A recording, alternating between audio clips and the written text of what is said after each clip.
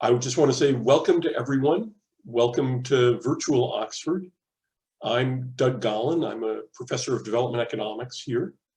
And it's my pleasure to welcome you to this session, which is an introduction to the STEG program. STEG being an unlovely acronym that I'll explain to you in just a minute. Really nice to see an audience that includes at least a few very familiar names. And what I want to do in the next hour is just to provide a little bit of an introduction to the STEG program, which is a new research program that I'm involved in. So I'm going to start with just a bit of a presentation. And I thought what I would then do is simply open things up for Q&A. If people have questions along the way, please go ahead and stick them in the Q&A box. I will try to multitask and keep an eye on that as I'm going along.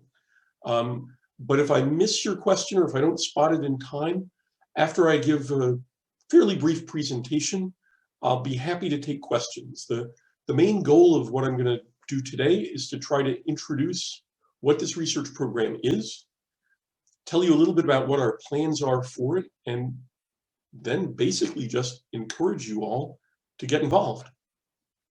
So the STEG program is a new research program. We're just about a year old, in fact, focusing on structural transformation and economic growth. It's a program funded by the United Kingdom's Foreign, Commonwealth and Development Office. Formerly, DFID was our funder. DFID's been subsumed into the Foreign Office. And STEG is funded as part of the UK aid effort. We are currently in an inception year. We're actually just at the end of our inception year. And the program's designed to continue for a total of 5 years, and perhaps, depending on what happens in the world and what happens with the United Kingdom aid budget, might get extended beyond that. Primarily, it's a program that's going to focus on competitive calls for research proposals. We're going to fund academic research is the main thing we're going to do. And again, as I say, the potential lifetime of the program, as originally envisioned, is as much as 9 years. We don't know if that's going to be more or less. Everything's a little bit in flux. The simplest way of framing the terms of reference for STEG is that we were asked to develop a program of high-quality academic research that generates new understanding, has policy and program relevance, so for the development sector itself, for governments, for international organizations, and it's providing research that gives some advice or input that can be put into practice in developing countries. We are intended to bring the best economic thinking to the subject and to link to other research programs funded by DFID/FCDO and other relevant research programs going beyond that. We're not the only people working in this area, and so we're very much expected to work in consultation and collaboration with other research entities. Just a little bit of basic kind of who's who and what's what. The STEG is actually led by a consortium. The contract was awarded through the usual kind of competitive tender process to a consortium led by the Center for Economic Policy Research, CEPR, in London. Along with Joe Kaboski at Notre Dame, I'm one of the 2 co-academic leads. And so Joe and I are heading up the academic side.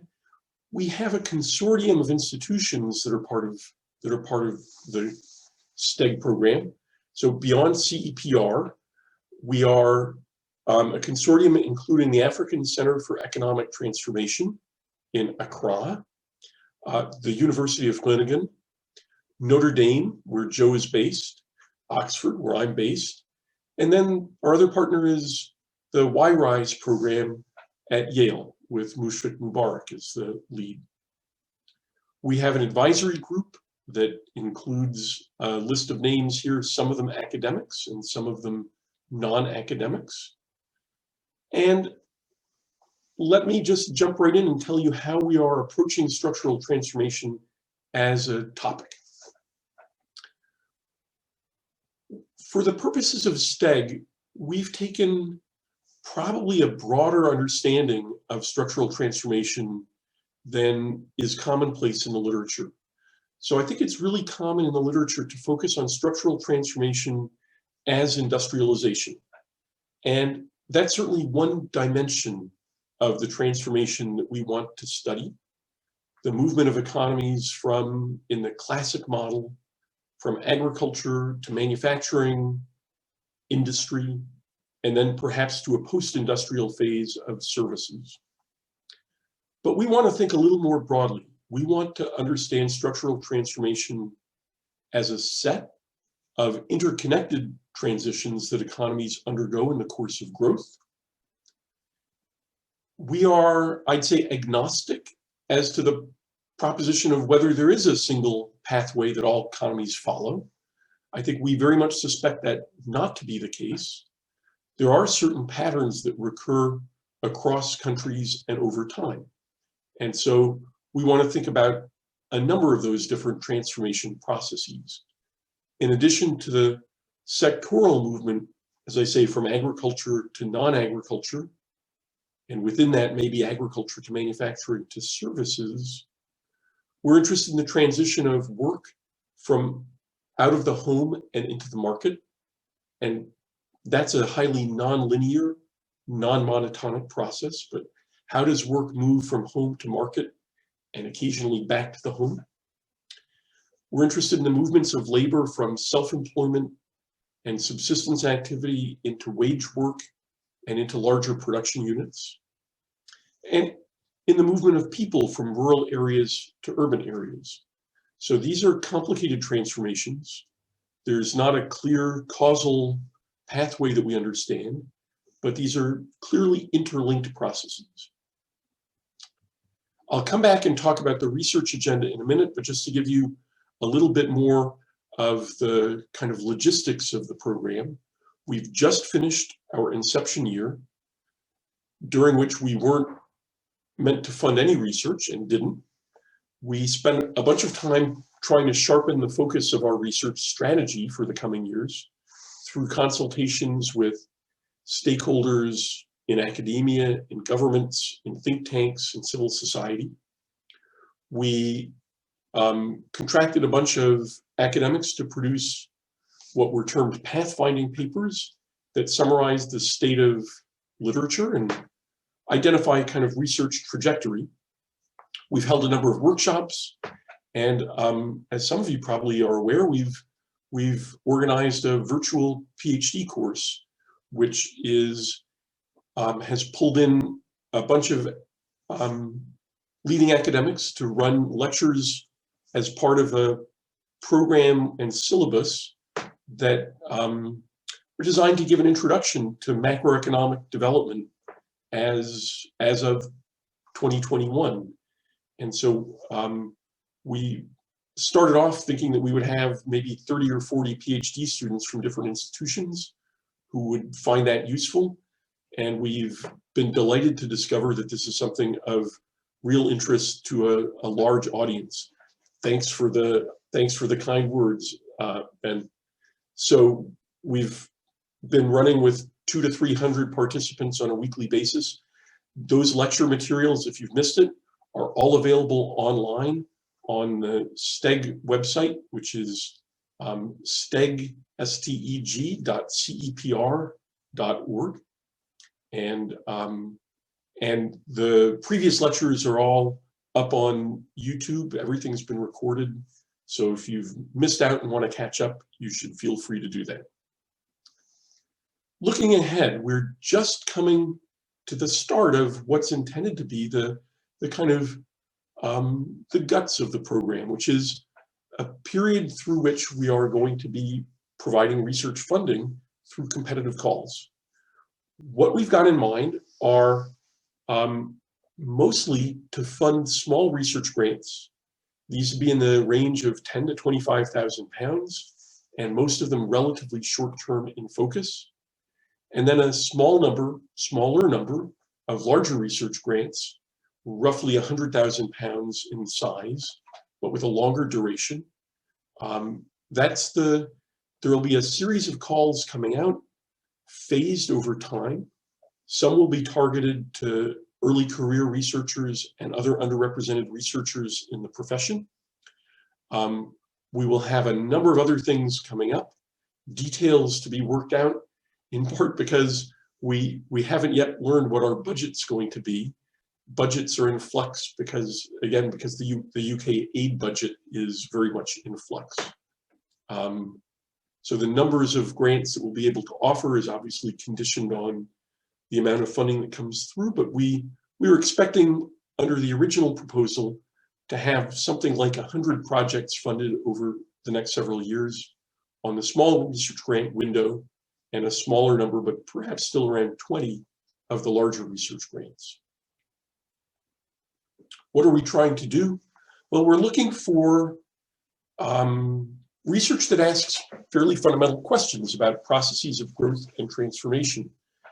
We are especially interested in moving away from a lot of the space in which these questions have been debated in academic literature in the past, I'd say in the past years, has been very much focused on the question of industrial policy and fairly ideological at times.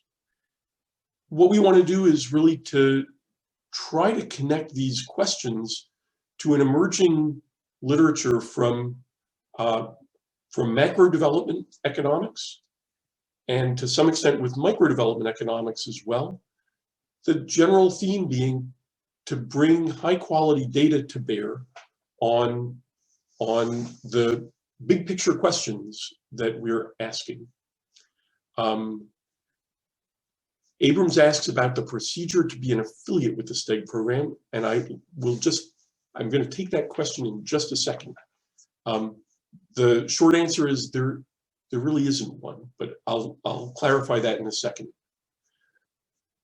I think the reason I want to wait a second is that I just want to come to my fourth bullet point on this slide. Part of our goal here is to broaden the community of people working on macro and growth questions focused on low-income countries. And precisely to that end, there is no STEG affiliate program. It is a wide open program. We don't anticipate, and we don't have a network of people who are in or out. We're just entirely not interested in creating that kind of a group. We would just say anybody who's interested, anybody who shows up at our course, at our lectures, at our workshops is welcome. Anyone who submits papers for conferences or for funding, we will read them. There's no pre-clearance required, there's no in-group and there's no out-group. So far, other than the consortium members themselves, who we rely on really to provide expertise for the commissioning process, in other words, choosing what research to fund, we have some research earmarked to take place within those institutions. So for instance, the group at Groningen will be doing some work to extend their existing databases to allow for greater sectoral detail on low-income countries. So there are some specific pieces of research being carried out by the consortium members, but pretty much everything else is as wide open as we can make it. So I hope that answers the question. We spent some time wondering whether we should have an affiliation process, and in the end, we're just not that interested in trying to curate some collection of people. So that's where we're at. We will be doing, in addition to the purely academic research, we envision doing quite a number of things over the next several years that are focused on policy engagement, bringing researchers together with policymakers, producing the usual run of policy briefs and synthesis documents and podcasts to get research messages out in a kind of accessible form. Those of you who are in organizations where that might be of interest, we would love to hear from you. We'd love to find ways to connect with as many partners as we can. So part of the goal of the program is not just to do academic research for its own sake, but very much to influence the agendas of international organizations, of development actors in various spaces. So we would love to hear from people with interests in this thematic area. Let me then move into talking fairly briefly about the research strategy as we've outlined it, just to let you know where the subjects are that we're planning to focus on. We have 6 thematic areas, and that's mostly what I'm going to talk about in the next couple of slides. We have 3 cross-cutting issues that we are currently focusing on as well. And let me just talk you through the themes. Naturally, we've numbered our 6 themes 0 through 5. I think there was a reason for that initially, but I'm not quite sure what it was. The theme 0, because data is so fundamental, theme 0 is related to data and measurement and to conceptual framing. We feel like there's a lot of space still for thinking about how to construct relevant data sets, how to take existing data sets and make them more widely available, and how to think through some of the really fundamental measurement questions that we're all wrestling with in trying to understand structural change. So given that part of the goal here is to put researchers interested in macro questions in contact with micro data sets, one of the things that we've targeted here in this theme is trying to find ways to bring both aggregate and micro data into usable forms and to explain it and explain its limitations for people who might not be used to working with some of these data sets. So our hope here is that we can both leverage existing data and perhaps find better ways to collect data or to make data available that will inform the rest of the STEG program. So we will ultimately be interested in, for instance, in proposals that look at new ways of collecting data, new ways of analyzing data, new ways of new types of data that we can collect, or ways to make use of existing data sources. Theme 1, building from there, focuses on firms, frictions at the level of firms, spillovers across firms, and industrial policy. So the kinds of things that we're going to look at here are, rather than the sectoral changes in output, we want to understand some of the forces that lead to technological upgrading and job creation within firms, the frictions that limit firm growth. One of the really striking features in many low-income countries is that firm growth isn't driving the kind of job creation and employment that you might expect to see. So what kinds of frictions might be operating there? What kinds of frictions affect supply chains? What do we know about the role of infrastructure and its impact on, for instance, roads or electrification on firms? What's the role of informality in firms?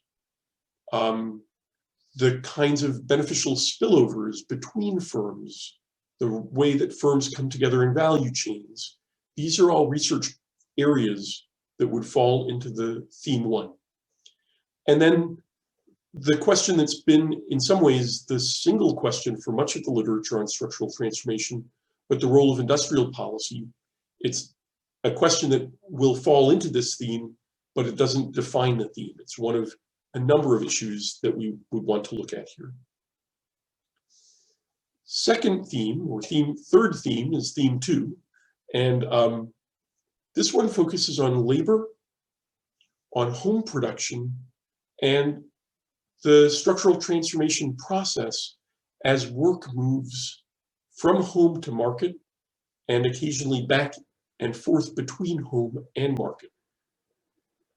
Some of the big picture questions are about the future of work in developing countries and the nature of skills, the impact of various transformation processes on inequality, on on job mobility and career paths. We see gender as deeply and intrinsically related to this thematic area.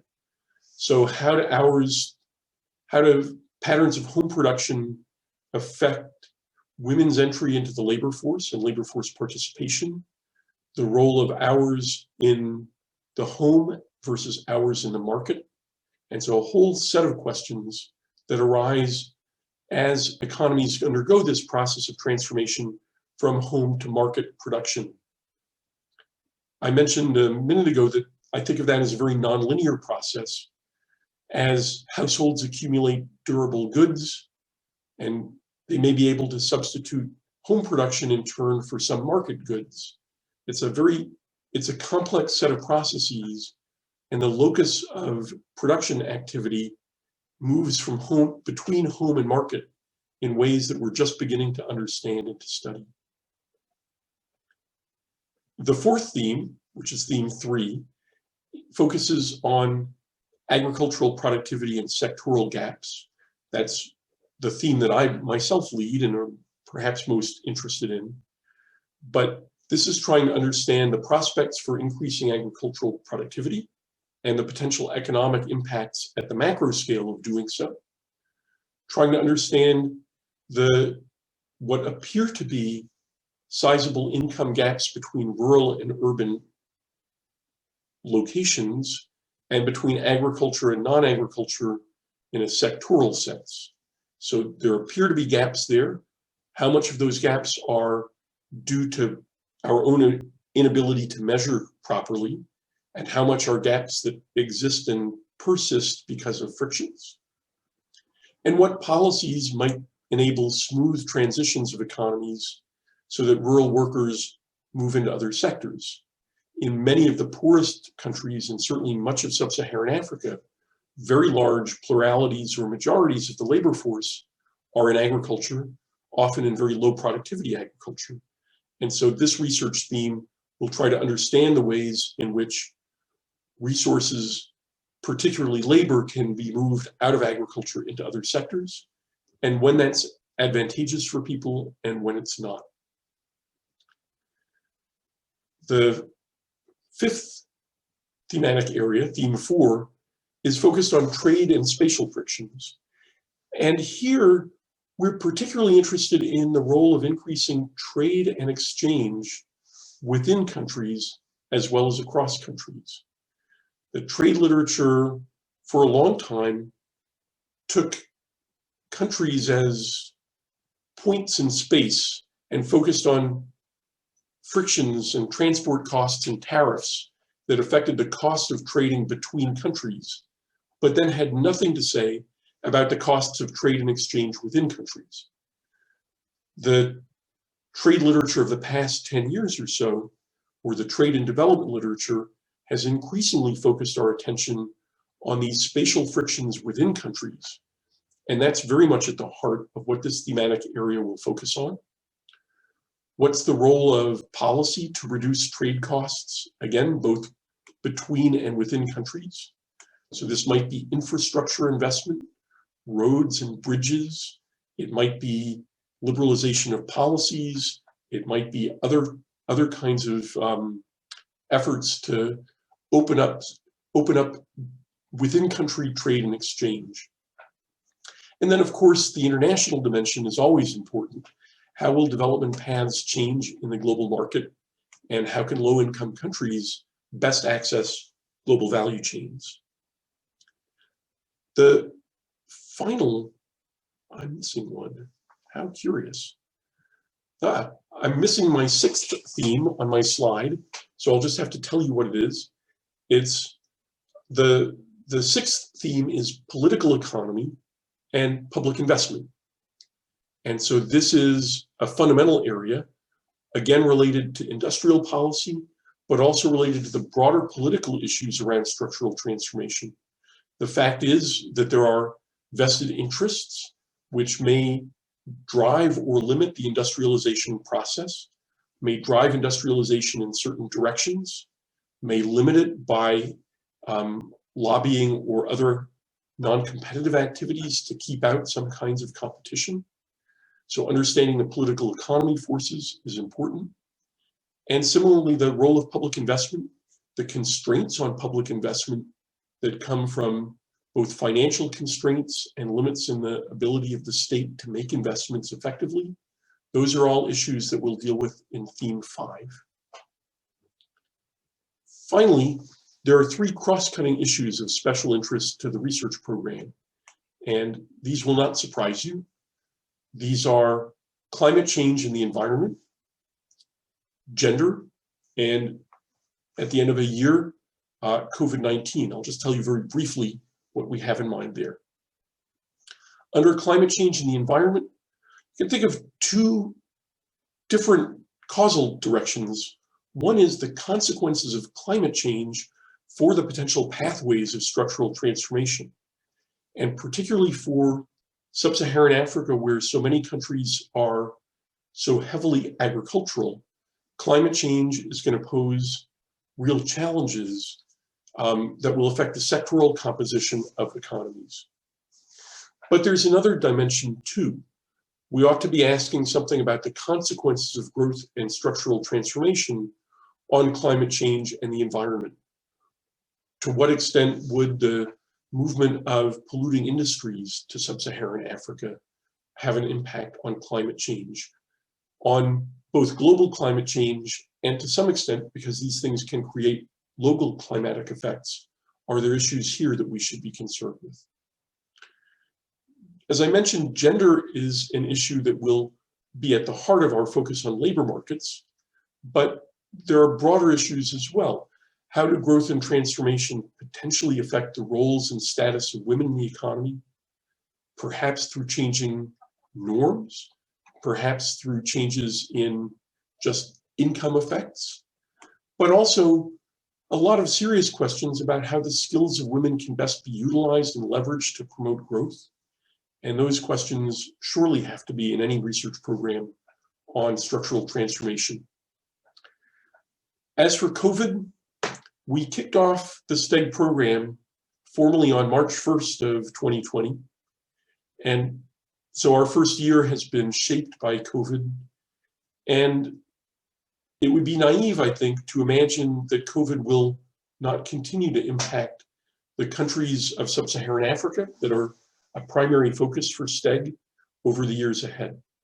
So we will be looking to answer questions that are beyond the short-term questions about COVID impacts, but thinking about long-term impacts on how the global pandemic has affected growth policies in the medium and long term, how, if at all, we see the pandemic influencing long-term global trends, might affect things in the nature of supply chains and the connectivity between countries. So all of these are things that we see as open areas for research. That, I think, is just about the end of my presentation. I want to emphasize that the goal here is to produce high-quality academic research, but we're drawing research funding from the UK aid effort. If this research isn't informative for and relevant to people who are involved in making policy, we will have failed. And to some large extent, that means pushing academic researchers to get engaged in policy on the ground. It means looking for researchers who are willing to get involved in the policy process. We're going to need help and feedback from all of you, from everyone else, to make sure that we're asking the right questions, that we're disseminating research effectively, and that we are keeping our eye on the goal here, which is actually to produce development impacts that are meaningful and positive. So that, I think, is, I'll just say this is something where we all need to be challenged as academics. We need to be pushed, I think, to do as good a job as we possibly can in delivering research that matters. So I hope we can do that, and I hope you can all find ways to help. I think on that note, I'm done with my slides. So I'm going to stop sharing and just open things up, but happy just to take questions from anyone and everyone. Ben Norton. First off, thanks a whole bunch for doing the virtual PhD course. And I guess my question is, have you guys thought about how to incorporate graduate students into the research output or, I guess, engagement process? So the answer, I think, is yes. We've thought about it in a couple of ways. One is, as I said, we anticipate that we will have some specific calls targeted to PhD students. Oh, great.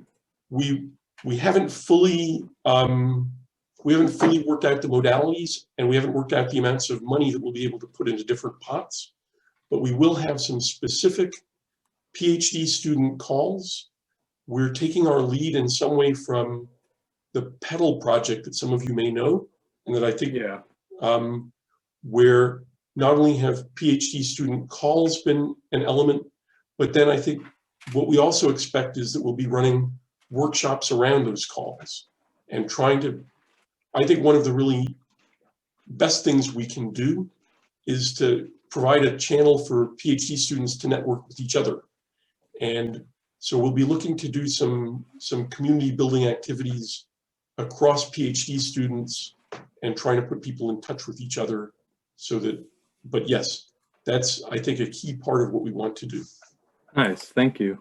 And we would welcome suggestions on other things we can do to include students. Okay. We've, Joe and I have done a couple of sessions of just Q&A with students after our main conferences. I think we'll continue to do things like that. But we feel that the community of people working on these topics is, I don't know if the word I want is diffuse or dilute, that there are a few people in many different departments who are interested in macro development broadly. And so, but not necessarily a critical mass in very many departments. So part of the goal is to build a virtual community that can put people together. Yeah, nice. Thank you. Thanks. I have E. Buiten, which I'm sure I'm not saying right. It's Buiten, yes. Buiten. Yes.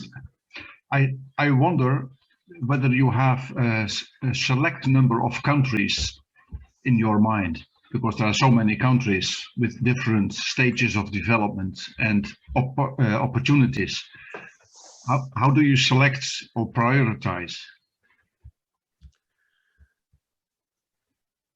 This is a great question. I'll give you a longer answer than you perhaps want. I'm good at that. The original idea was that we would pick 4 or 5 target countries, probably all but one in sub-Saharan Africa, and that we would try to concentrate our work in those countries specifically. We've moved away from that idea a little bit because, in part because the complexity of committing 4 or 5 years out to specific countries and is great. Things change, work that you do in a country, countries at different moments in time may be more or less receptive to research and to evidence-based policymaking, let's say. So we've moved a little bit away from that main idea. We've reverted in some sense back to thinking, as our colleagues at FCDO are wont to do, about typologies, and to thinking that our research probably needs to cover a number of different typologies of economies, because I think there are sort of important classes or groups or clusters of countries that have similar development challenges. And some of those are the kind of, typologies of the kind that Paul Collier identified so well a while back. Landlocked countries, resource-rich countries, coastal countries. But I think there are other clusterings as well. So we're thinking much more at the moment in terms of clusters of countries. I think the other thing I would say in response to your question is that we're aware that some of the research that's going to be most relevant for thinking about growth and transformation may actually need to be comparative and or historical, focused on countries that are no longer low-income countries. In other words, to understand the transformation process, we should surely be able to look at countries like Korea, or China, or Brazil, because those countries' experiences ought to have some relevance for today's low-income countries. And so some of the work that we'll do will be comparative. I expect we'll fund some work that, while the research may use data from a country outside the low-income, outside the set of low-income countries, we would still expect it to speak to the concerns of low-income economies. But in that sense, we're open to research that covers more than a very narrow set of countries. I don't know if that entirely answers the question. We still strongly sense that our focus will be on countries in sub-Saharan Africa. I would think that rather than picking particular countries and limiting our research to those, we're going to be interested in, you could think of clusters of countries that are larger and more dynamic economies that are a little farther along in the transformation process. South Africa, Kenya, Nigeria, perhaps might form a cluster that looks like that, as opposed to countries that are still largely in subsistence agriculture. And so maybe that's the way to think about the country targeting that we have in mind. Does that quite answer the question? Do you hear me? Yes, now. Okay. Yeah, I was also thinking about the regional impact. For instance, southern of Africa is different than western of Africa. That means South Africa and Mozambique and Namibia is a logical cluster from a regional perspective. Yes, and I think maybe one of the ways to respond more generally is to say that we, there are existing research programs. IGC would be the most obvious one that really do have strong country-specific research focus, where research is done with the idea that it will speak to particular countries and specific countries, and that there's a set of countries where they have policy engagement in place. We don't have the STEG program explicitly and deliberately didn't fund that kind of country offices, and it would be duplicative of things that IGC do very well. So we won't necessarily be expecting, so the research projects should focus at whatever level it makes sense for an individual research project to deal with.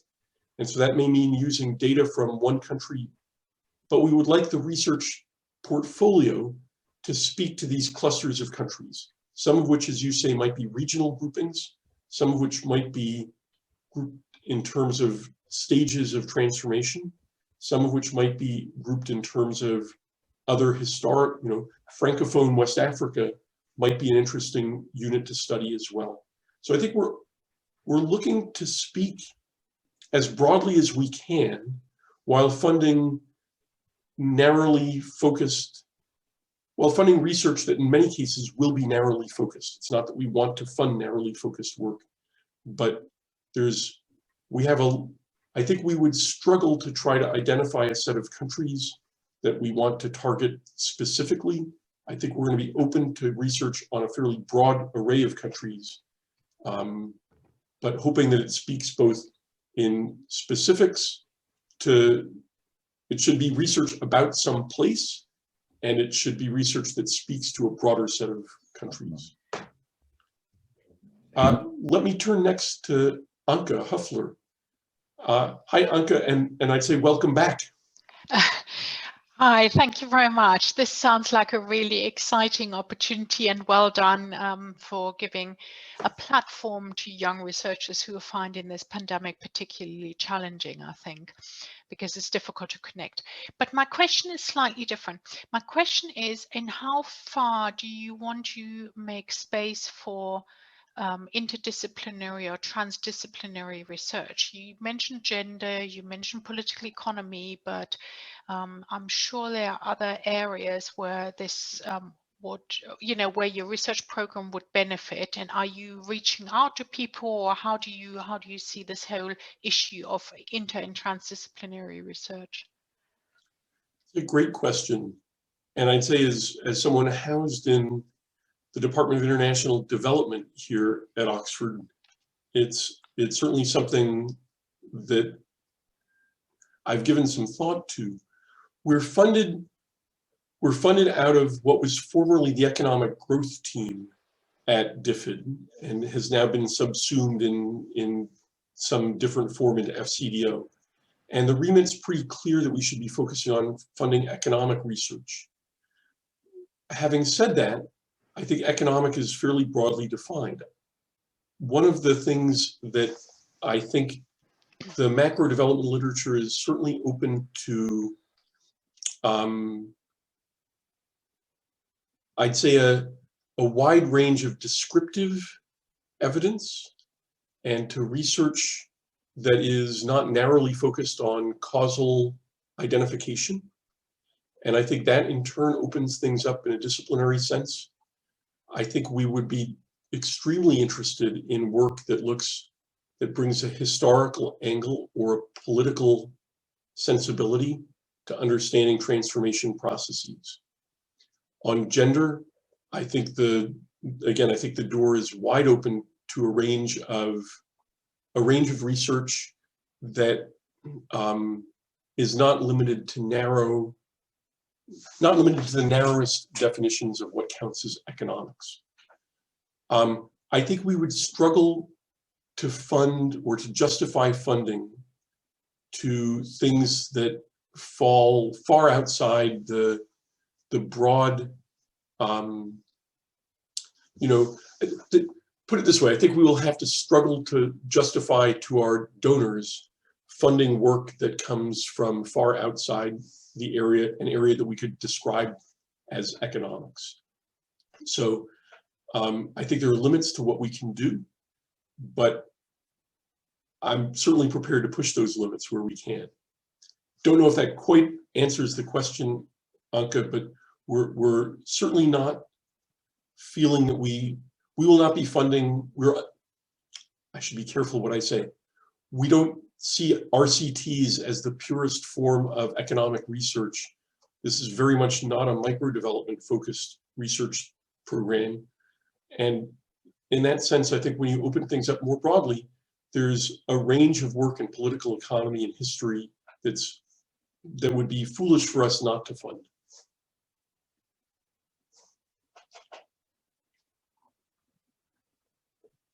I have a question from Ndidi in the Q&A box here. I think I'll take that one next.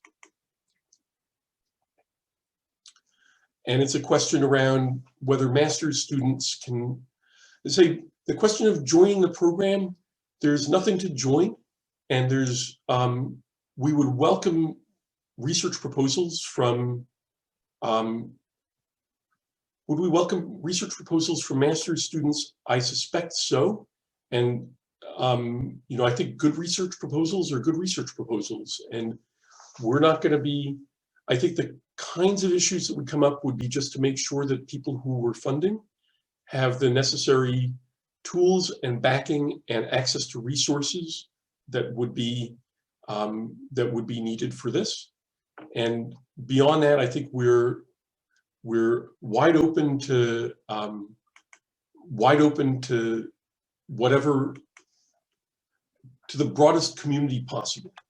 The website, so just to pick up another question in the Q&A that Adam Swallow has raised, the website is STEG, S-T-E-G, for Structural Transformation and Economic Growth. It's steg.cepr.org. So you'll find, I have to say we are at the moment working with a website that is unlovely. One of the one of the goals of the next month or two is to bring the website back into, you know, the early 21st century. It's not yet what it should be, and the website will have quite a lot of functionality fairly soon. I have another question in the Q&A from David, who asks, are successes and failures around mineral and petroleum sector-led development and diversification strategies of interest? And the answer is absolutely. I think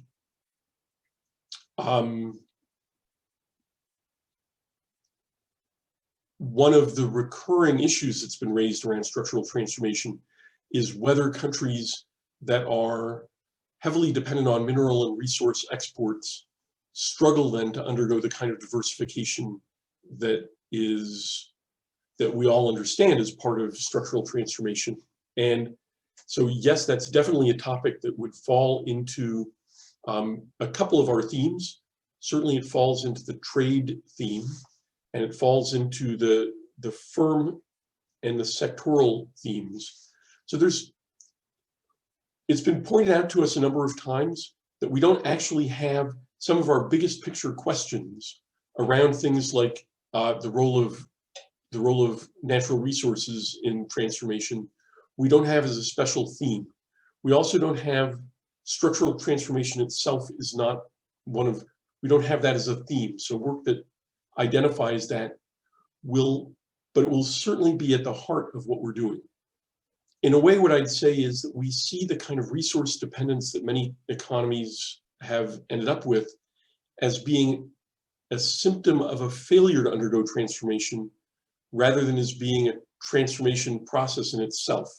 And so we want to understand the ways in which political economy processes, the lack of firm spillovers, the labor market, the lack of skill development that happens in resource-dependent economies, the ways in which those things shape the processes of growth and transformation, but very much a part of the mandate of what we'll be looking at. I would say that the one area that is on a couple of other areas on our radar that we haven't necessarily included, but might yet enter specific calls. One is we're extremely interested in the role of informality. The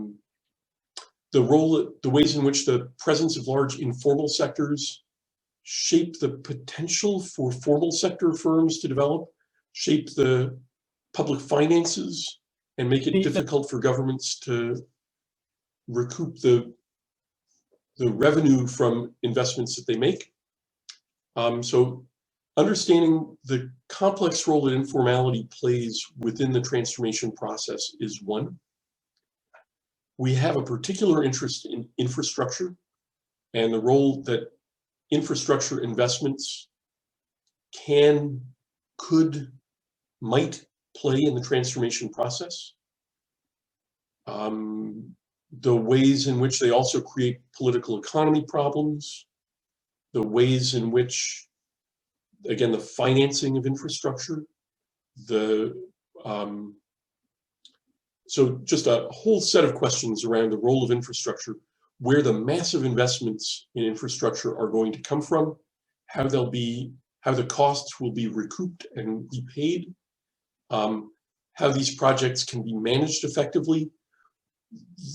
Some elements of that are beyond the scope of STEG, but some pieces of that are very much at the heart of what we're interested in. And then I think the third additional, these aren't quite cross-cutting issues, but things that we have our eye on would be demography. We're keenly aware of the demographic structure of lots of low-income economies and the ways in which that may actually shape the pathways of transformation and development for many countries. The bulge of young workers, the challenges of incorporating young workers into the labor force, the question of what happens when job creation is not happening fast enough. And so there's a set of issues there around demography, labor markets, that that we want very much to keep an eye on. A question from Sigai about the drivers of change such as automation, digitization, and AI. Yes, this is part of the research focus. One of the pathfinding papers, which you can actually find on the STEG website, looks specifically at this set of issues. We are interested both in the way in which these automation and digitization and AI, for instance, affect the opportunities in global markets for today's low-income economies.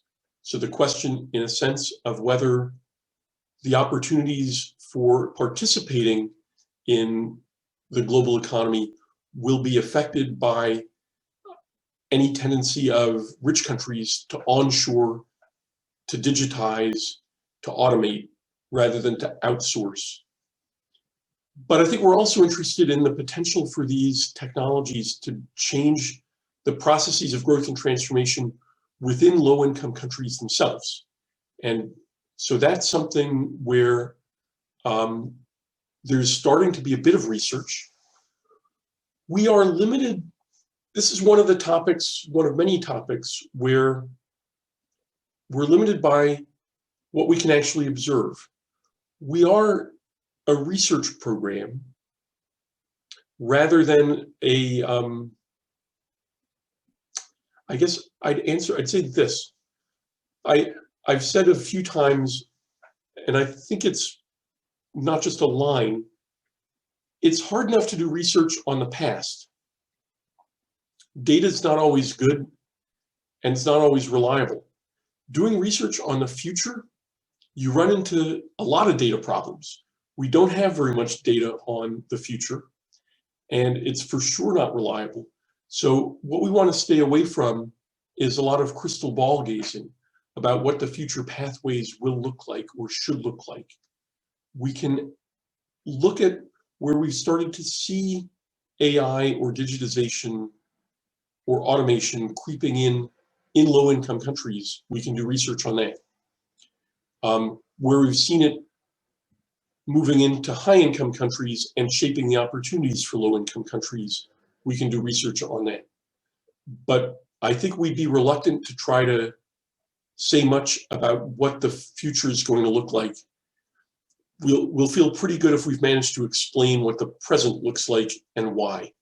So the future is its own distinct challenge, but fortunately, there's plenty of people who are happy to do that. Any other questions? I realize I'm coming to the end of this session. Mattia. Hi, Doug. Can you hear me? Perfectly. Thank you. Yeah, thank you so much for this presentation. So one thing I wanted to ask you is that obviously COVID is something very interesting to study, but also something that creates some, logistical issues, certainly for this year and for the, foreseeable future. I wanted to ask you if this is affecting your capacity to reach out to research institutions in low-income countries and developing countries, and if you've got plans in place to reach out to research institutions in low-income countries. Thank you.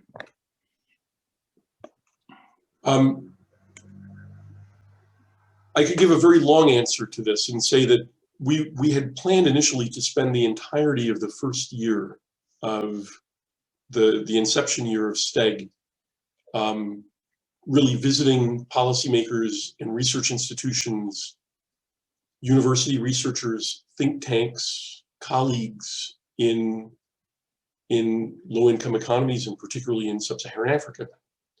And obviously the pandemic hit just as we were kicking off the program. What we ended up doing instead was having an awful lot of Zoom calls with colleagues in these institutions. I would say it's been a challenge. We are very much looking to engage with researchers and with institutions in, I'd say, in low-income economies, but especially in sub-Saharan Africa. We are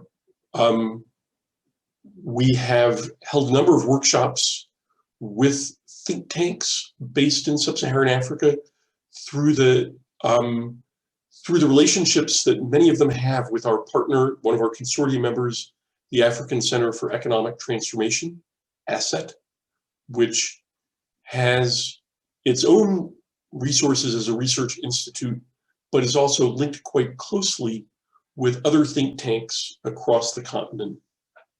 We are keen to be involved, and as soon as we're able to travel, we will be trying to go and spend time ourselves in country, so to speak. And I think we are very eager. I can't really state it clearly enough. We're very eager to pull in individual researchers. Those of you on the call being very much in the pool of people we'd love to pull in. We'd love to see your research proposals. We'd love to hear your ideas. We'd love to include you on our mailing list or email list and let you know what's going on. Make sure that people are aware of the work that's going on in STEG, and make sure they have opportunities to feed into that work. So that's very much a feature of what we're looking to build. I think an interesting feature of this particular area of research is that it's not at all clear that the expertise in thinking about structural transformation lies in any one or any set of institutions. It's not all in Cambridge, Mass, or Oxford, or London. We think that there's a lot of people with interesting ideas across the globe, and we very much hope to build a community where many of those voices can be heard. We would love to hear from you. I would love to hear from you. I don't think I have an easy way to, there's not an easy way, I think, for me to put anything in a chat window, but you can look me up and send me an email. I will respond. You can reach us through the STEG website, and we really do welcome input, ideas, research.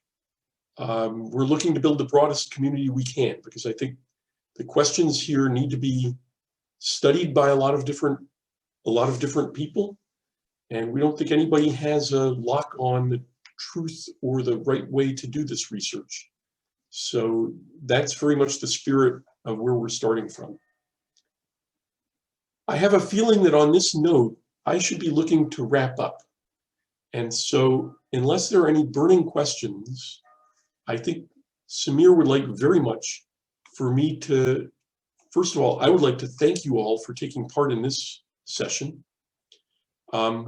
And I want to make sure that you all know that we have a lot of stuff going on tomorrow at the CSAE conference, and we would love to have you join us. We have, tomorrow is the Political Economy Day. We have 3 sessions.